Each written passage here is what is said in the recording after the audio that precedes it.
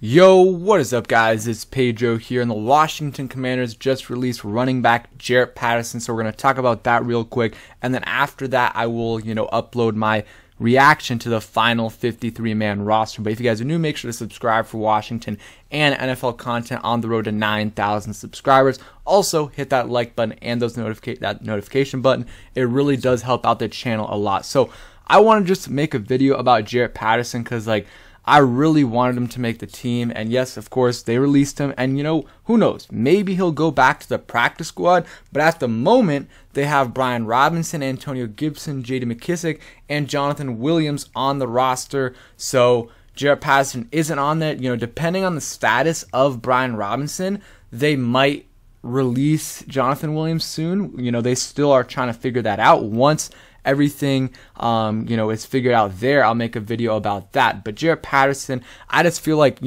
has a lot more potential than Jonathan Williams. And you look at last year, he had 339 yards, 2 touchdowns, and I think I don't know if the 339 is including receiving as well, but he was really solid last year as a rookie. Wasn't amazing, but he was a good player, and I think also kind of grew up Redskins fan, and in PG County, so was good friends with Chase Young and some of the other guys on the team, and I thought he should have made the team. I had him on the roster. Well, before the Brian Robinson news, I just had 3, but I believe in my 53-man roster projection, I had him making it after the Brian Robinson news. But you could kind of tell they just weren't feeling him. They had Reggie Bonifon getting carries over him in the preseason game. Jonathan Williams in the first 2 preseason games when he was playing was getting carries over Jaret Patterson, even though I think Jaret Patterson at the very least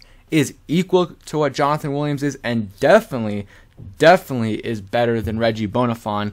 And I guess the staff just really didn't like Jaret Patterson that much as a player, even though I feel like he was better than every running back on the team. I mean, every running back besides the top 3, Reggie Bonifon, I think he's better than him. And Jonathan Williams, I think he's better than him and definitely has more potential than him. Jonathan Williams has been in the league for a few years, and he was solid. No disrespect to Jonathan Williams because he's been solid. He's had a solid camp. He played a couple games last year and was able to run the ball pretty well.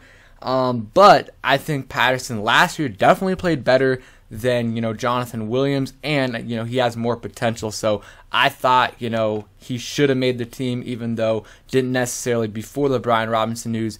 I didn't think he was going to make the team. So we'll see what happens. Possibility he's able to get on the practice squad, and that'll be, I think there's a solid shot he doesn't get claimed because a lot of teams are good at the running back position, and a lot of good running backs got waived or got released.